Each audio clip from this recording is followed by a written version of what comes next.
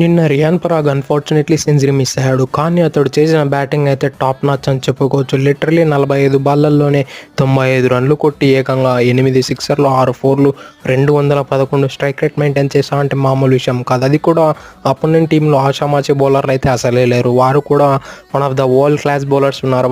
I think Vaibhav Arora ఒక్కడే uncapped player. ఆ తర్వాత ఏ ప్లేయర్ అన్నా చూసుకో వాళ్ళు వాళ్ళ టీంకి బెస్ట్ సర్వ్ చేసి వచ్చారు ఇంటర్నేషనల్ క్రికెట్. ఇక మోహిన్ అలీ ఓవర్లో కొట్టిన 22 ఓవర్లు అయితే హ్యాట్స్ ఆఫ్ చెప్పి తీరాల్సిందే. లిటరల్లీ ఐ థింక్ 5 6లు 6 6లు కొట్టాడు.